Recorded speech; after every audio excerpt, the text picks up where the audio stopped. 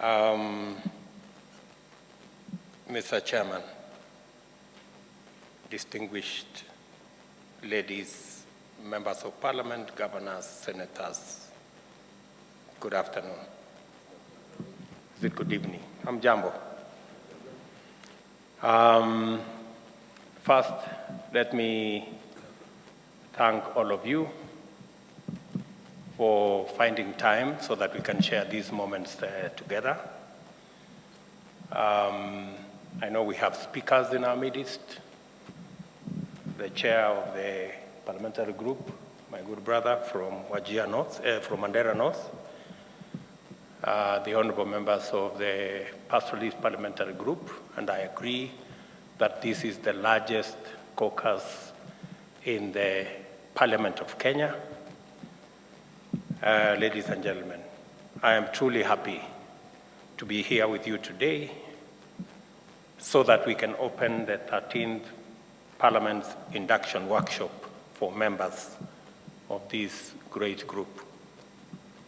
I take this opportunity to congratulate all of you on winning your constituencies and county seats and the confidence your people have demonstrated in your leadership, and I hope that you will take the privilege of leadership and serve with diligence.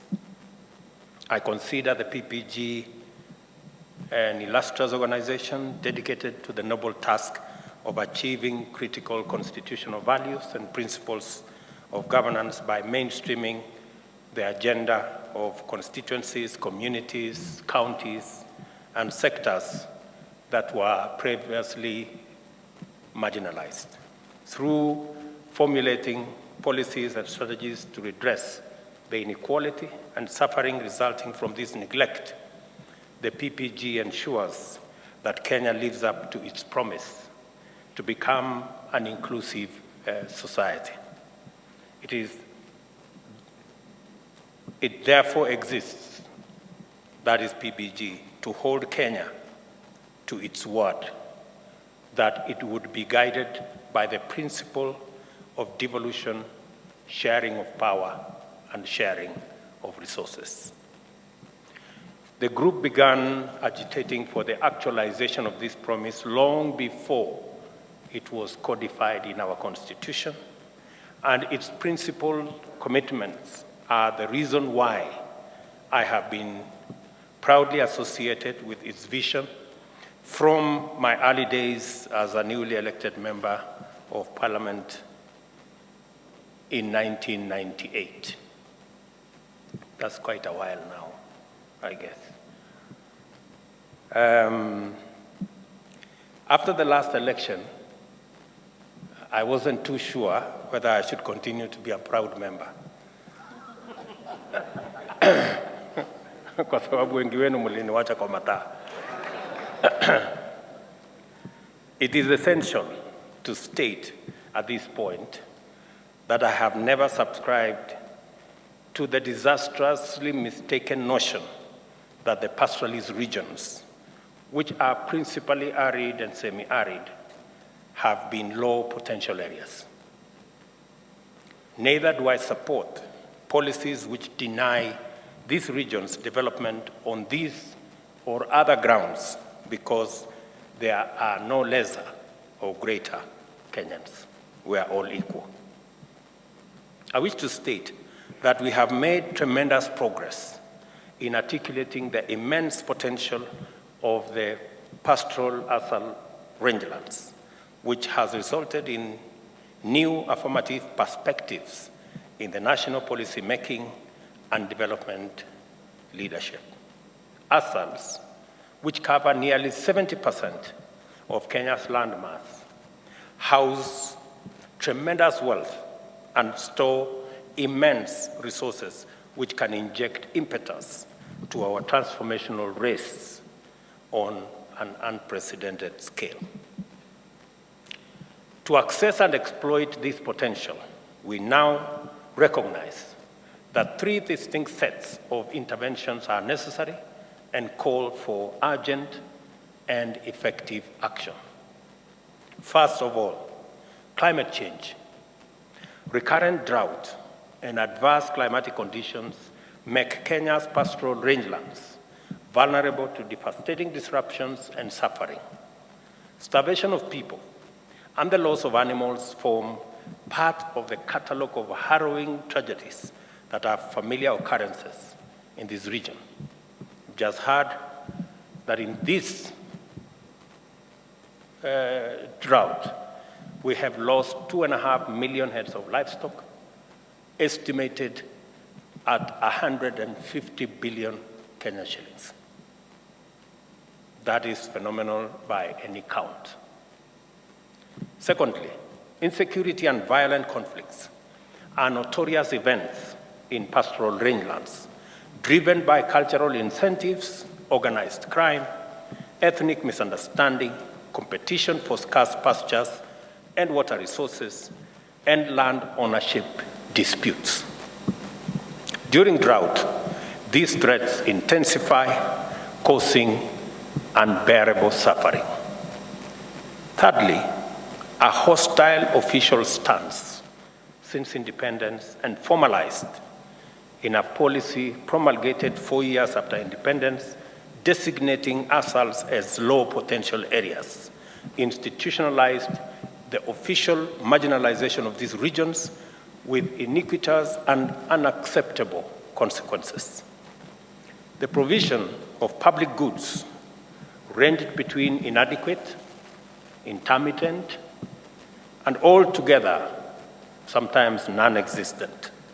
As a result, human welfare stagnated as the rest of the country registered steady improvements in health, nutrition, education, income, and other outcomes. Insecurity and climatic adversity compounded the vulnerabilities resulting from meager public goods. The combination of these drivers of vulnerability have been devastating, and its effects reverberate even now in the second decade of the 21st century.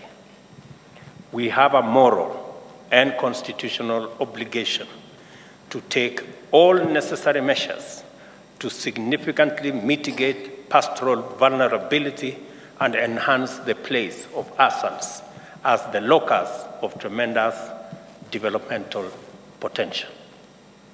It is not possible for us to discuss the development of Kenya if we are not discussing the development of 70% of Kenya. It is not realistic.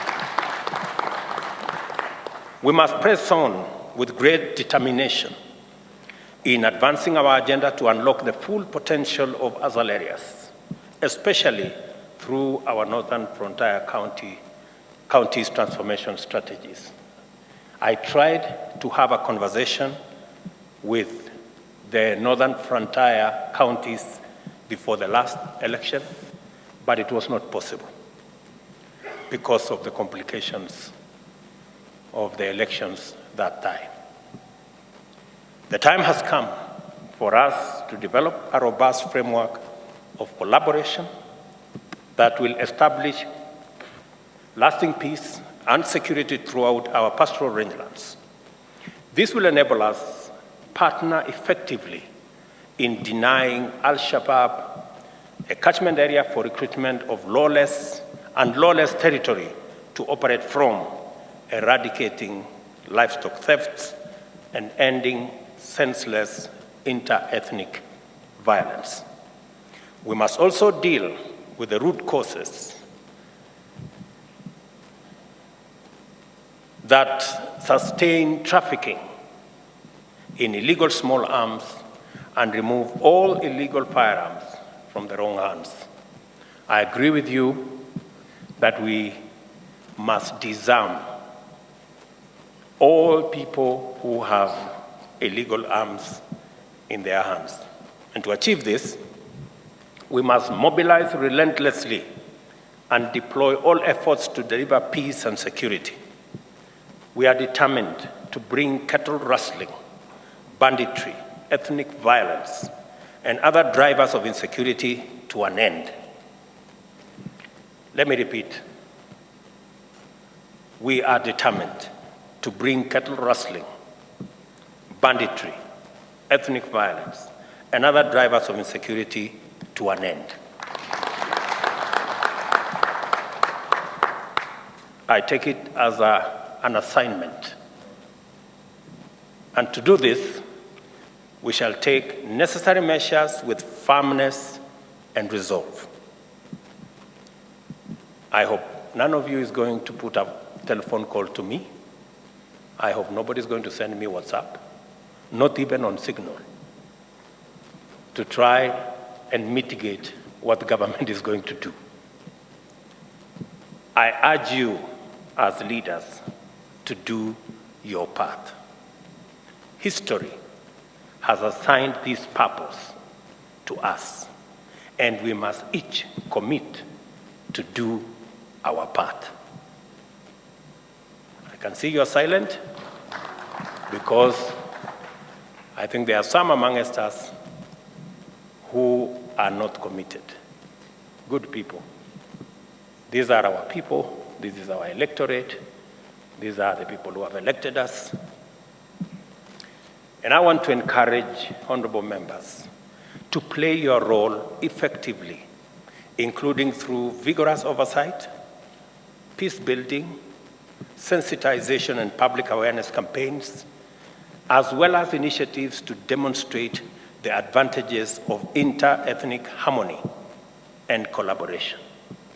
Many of us cannot stand on podia to talk against cattle rustling.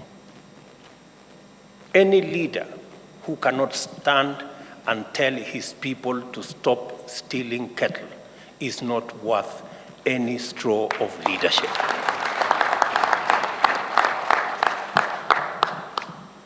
And we must say the things we say during the day.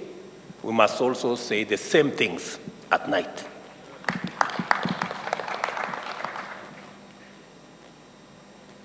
Some of the measures we have instituted to deliver peace and security includes training and arming more reservists and deploying more personnel from our disciplined forces. There are additional steps we are going to take to make sure that for the first time we put this menace behind us. I urge members to support and complement these efforts. This induction workshop takes place when we are in the throes of a devastating drought whose severity has not been experienced in 40 years and whose reverberations continue to shock our economy. The ASAL regions have borne the brunt of this calamity, and our pastoral communities have suffered unbearable losses in lives and livelihoods. This drought underscored the deadly emergence of the three principal drivers of ASAL vulnerability and underdevelopment. It is time to engage in sustainable and inclusive mitigation and resilience building mechanisms and to invest resources, especially allocations from the Equalization Fund, to undertake appropriate projects on a large scale throughout our pastoral rangelands. To date, the fund has disbursed a total of $10.3 billion to ministries, implementing 352 identified projects in 14 marginalized counties. The Equalization Fund Appropriation Bill 2022, amounting to $13.9 billion, has meanwhile been forwarded to Parliament by my administration. Many of these key interventions will require your commitment and your committed support.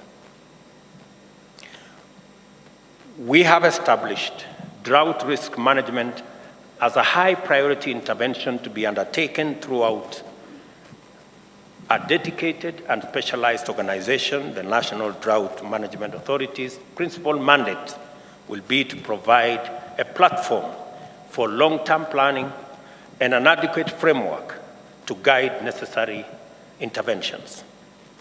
It will also provide a platform for effective coordination across government and among all stakeholders.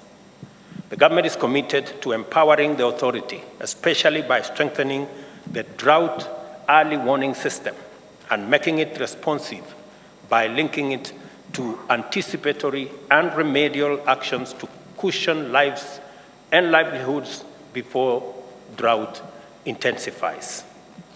In the first decade of the devolution era, 15 PPG counties have jointly received more than R1 trillion shillings, yet remain immensely vulnerable to drought. I urge county governments to collaborate more effectively with the national government agencies to bring drought emergencies to an end. And as I speak to those of us who are sitting here, I have to say this, that we must stop electing leaders on the basis of their ethnicity or clans. Let me repeat. I have said this before, I will say it again. We must stop, as pastoralists, electing leaders on the basis of clans. Let us elect leaders on the basis of their ability, their vision, and their agenda. Seriously, anybody will not be able to identify R1 trillion shillings that has been spent in our counties. Part of the marginalization in the ASAL counties is by ourselves. If we elect people whose only loyalty is to their clan and their kinsmen, they will use all the money to satisfy their clans, their kinsmen, their relatives. The rest of the counties and people in counties end up suffering. I have been an ardent supporter of the sharing of resources that goes to counties, especially in the arid and semi-arid areas. But I am beginning to ask myself whether this is a viable enterprise anymore.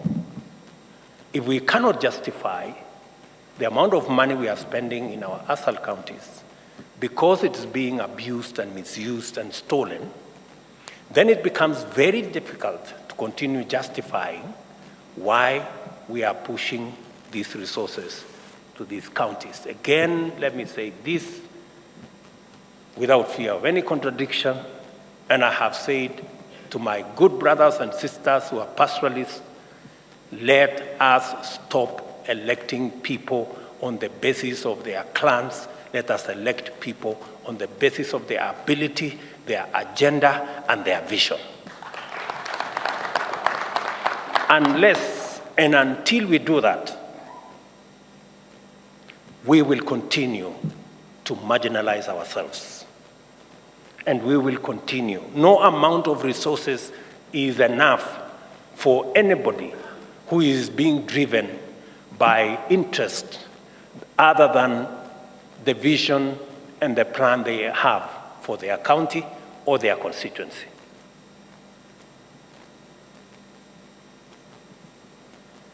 We have enough positions to elect people. We can elect clan elders, on the basis of clans and clan chiefs and clan chieftains and whatever. But surely, if we must stop this nonsense. I must say this.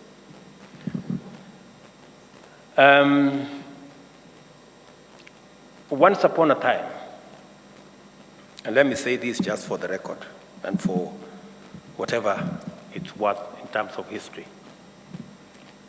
In Mandera County in 2013, we had elections, and in the subsequent elections, which was done through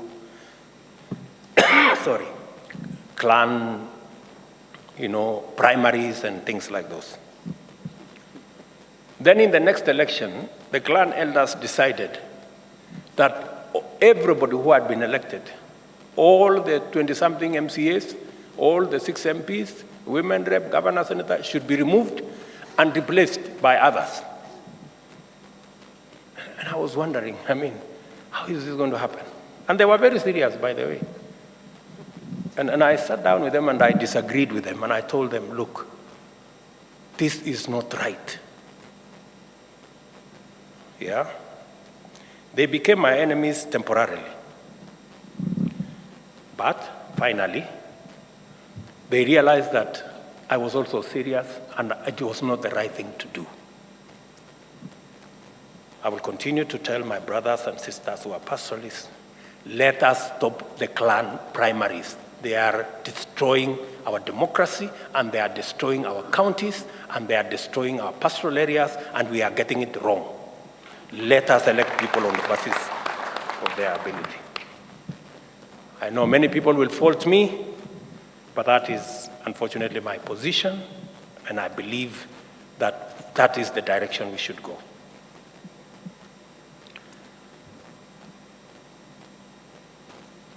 Already, the NDMA is contributing to ameliorating the effects of the ongoing drought by implementing the government's hunger safety net, through which it has disbursed cash transfers to 101,800 households in Turkana, Mandera, Wajir, and Marsabit. The program is now due for expansion to cover an additional 32,000 vulnerable households in Isiolo, Garissa, Tana River, and Samburu. The NDMA has presence in all the 23 ASAL counties and is undertaking its planning through inclusive, participatory processes that incorporate ward-level scenarios and strategic components. I urge the honorable members of this PPG to make their contribution to these processes and end drought emergencies in our counties. Drought emergency response has always disrupted government by inflicting counterproductive trade-offs which compel us to rob Peter to pay Paul. To stop this, government has now established the National Drought Emergency Fund, a multi-donor instrument aimed at mobilizing resources and ensuring that at all times, funds are available for drought preparedness, response, and recovery. It is also intended to complement NDMA by linking drought early warning mechanisms to effective early action. We have committed Kenya shillings 2 billion to this fund annually. Since this dedicated standby resource pool is essentially a common basket fund, we invite our development partners to join us in growing it to strengthen our drought emergency capacity. It is now nearly 7 years since the Community Land Act was enacted. Not one parcel of community land has since been registered, and that is not encouraging by any standard. The enormous potential of the pastoral rangelands in our ASAL regions comprises land and its abundant natural resources. Clarification of land rights will also go a long way to prevent conflicts and insecurity arising from contested claims of pasturing and land use claims. It is time to implement the Act, and I am giving you my firm commitment that the registration of trust land in the name of pastoral communities of the region in which it is placed, is going to be a priority of my administration. I have been informed and welcome with appreciation your intention to formulate through legislation a natural resource benefit sharing framework. I note that the framework will cover income from tourism and wildlife and mineral resources on community lands. I am particularly appreciative of your dedication and mindfulness in contemplating the novel and innovative rangeland soil carbon project in which Kenya is a global leader. I spoke about this exciting soil carbon model at the COP27 summit recently. I'm also pleased with the exemplary Kenyan project, which is a singular global pioneer and largest in the world, focusing entirely on soil carbon removal through sustainable grazing management. The project, I note, is on course to achieve its inspiring target of removing 50 metric tons of carbon dioxide from the ecosystem over the next 30 years. I want to reiterate to this gathering that significant infrastructural expansion into the northern counties is firmly set to commence. We are committed to opening up the region and connecting it to local, regional, and international markets in order to unlock its dramatic development potential through the efficient movement of goods and services.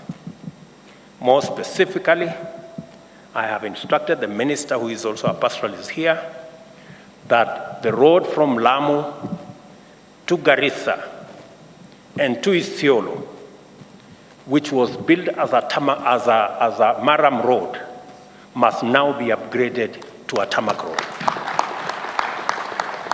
That 500 kilometers of road is necessary to connect the various counties of Lamu, Isiolo, and Garissa. And I have given a date. I will shortly be coming to launch the road from Isiolo, Kulamawe, to Mandera, a 740 kilometers of tarmac road. And with it, 940 kilometers of fiber cable along the road into schools and other administrative centers, including markets. This is a project that I have tried to push the last 5 years. It stalled somewhere midway for political reasons, but I want to assure you that we are going to build that road, and I will personally supervise to make sure that it is done on time. I have also instructed that as we build that road, as part of what we had negotiated with development partners, over 100 billion Kenya shillings for our northern frontier counties, that included the construction of the road, the building of water projects, the connection of electricity, will also include abattoirs, because I have heard some of the interventions you have made or you have requested. We will also include some water projects, including boreholes, as has been mentioned by one of us here. I also want you to know that as part of the program that I have announced in matters dealing with our food security situation in the country, it is now necessary, because of the challenges we have with climate change and the areas we are using for food production, that we now need to move our agriculture under irrigation from 600,000 acres to 3 million acres. Majority of the acreage under irrigation will largely be in our arid and semi-arid areas. As I have said, part of my commitment in water harvesting, as has been said here, is to build the first 100 large dams. This will include the Crocodile Jaw dam in Isiolo. It will include the dam in Wajir, which was done halfway. It will include, that's in Bute. It will include Lowat Dam in Turkana. It will include Radat Dam in Baringo, and many of the others. And we have also set to do 1,000 smaller dams for water harvesting, because water harvesting is going to be a primary mitigation and adaptation mechanism for us to provide water for our livestock and for irrigation. More investment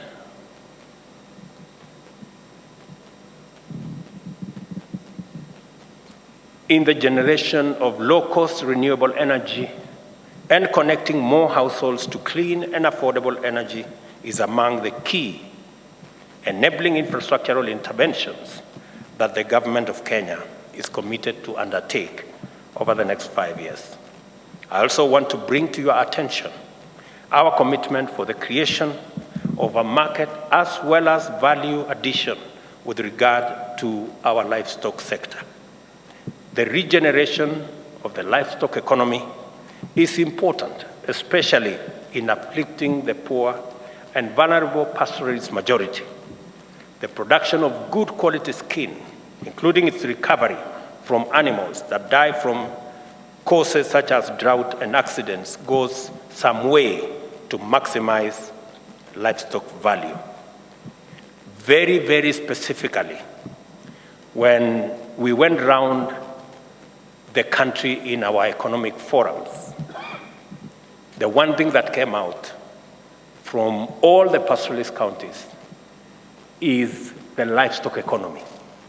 I also want to give you my commitment that because we have the third largest herd of livestock in Africa, we should leverage the biggest benefit from the livestock economy, both in terms of meat and livestock products. You have my commitment in investments in the entire livestock value chain, from the meat and livestock products, and that is part of what we envisage to do in our industrial city in Naivasha. We will work with the abattoirs across the country, but we will work with some of the big leather product manufacturers around the world out of Naivasha, so that we can tap into the green energy resources we have there and be able to market our products as green products. I have therefore directed Cabinet Secretary for Agriculture and Livestock Development to take measures to implement the 2016 Executive Order establishing Livestock Development and Marketing Authority without any further delay.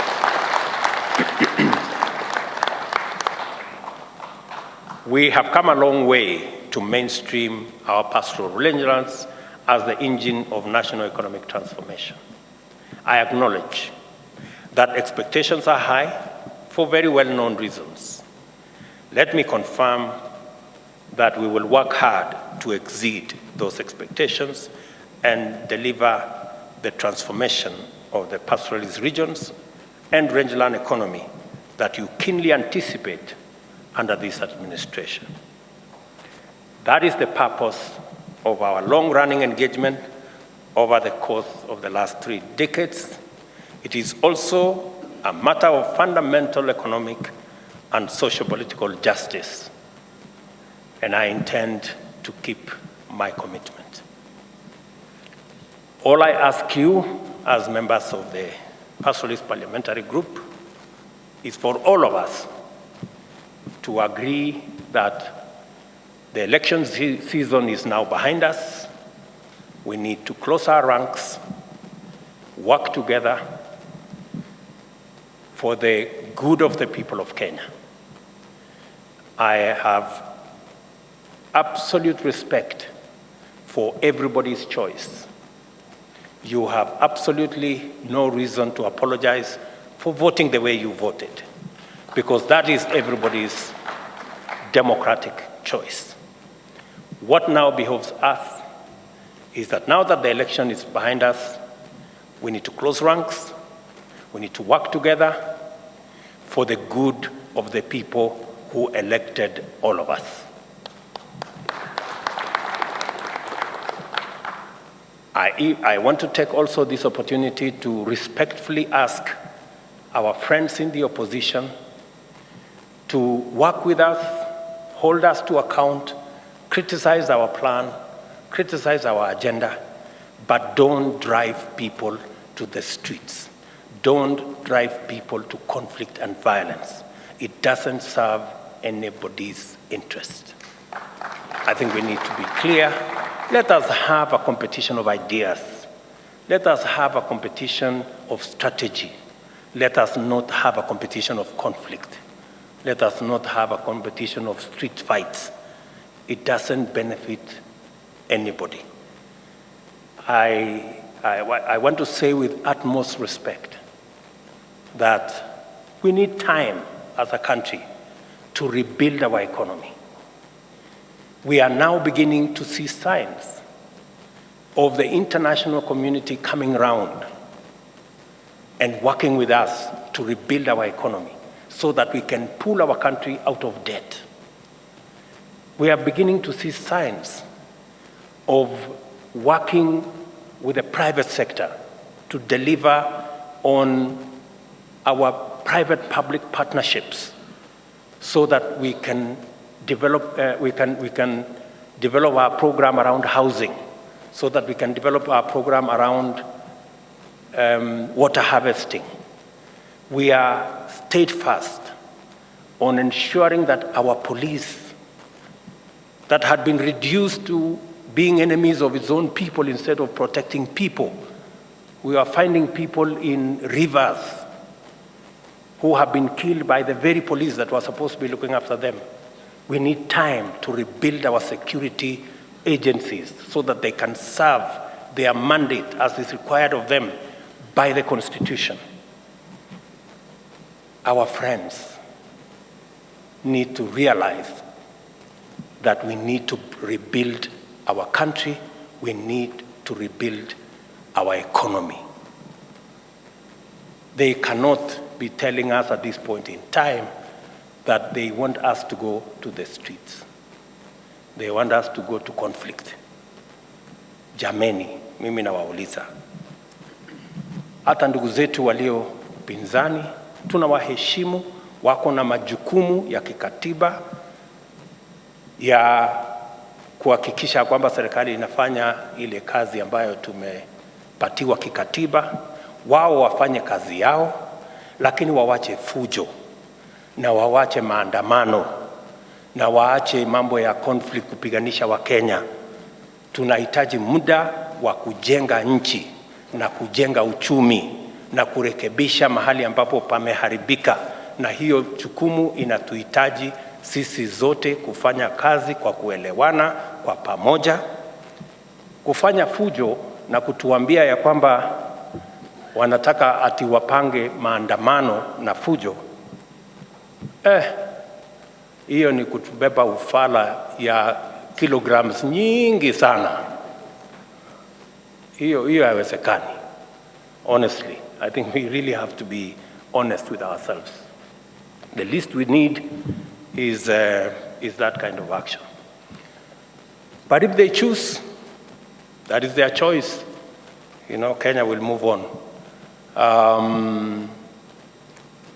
They used threats, intimidation, and blackmail to do whatever they were doing. I think there are fewer people now in Kenya who can take threats, intimidation, and blackmail anymore. Kenya wants to move on.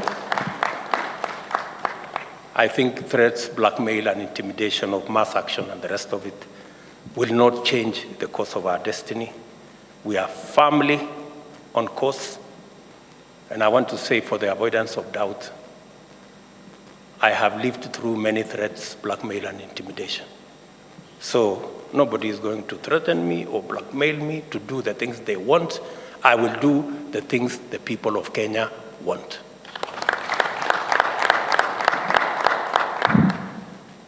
Many of my good brothers have already positioned themselves and their families in positions. Let them give me an opportunity to try and secure jobs for the rest of Kenyans who are not members of their families. Tafadhali, please, tusaidiane, si ndio? Sasa nyinyi wangwana, si tuheshimiane kidogo. Nyinyi mumepanga mambo yenu, mumepanga mambo ya familia zenu, ndugu zenu, dada zenu, watoto wenu, alafu mnataka kupeleka watoto ya Wakenya wengine kwa maandamano. Bana, hiyo ni ufala ya kilograms nyingi sana, hiyo haiwezekani hiyo. Watupatie nafasi hata na sisi tupange nafasi ya ajira na biashara kwa watoto wa Wakenya wengine ambao sio familia zao ama watoto wao. Let them give us a bit of time, we organize the country. Tumekubaliana, my friends? Na ni kwa heshima tu tunauliza, hakuna hatujalazimisha mtu. Tunaulizana kwa heshima. Tafadhali. With those many remarks, good people, I declare the 13th Parliament's Pastoralist Parliamentary Group Members Induction Workshop officially opened. God bless you and congratulations. Mungu awabariki sana.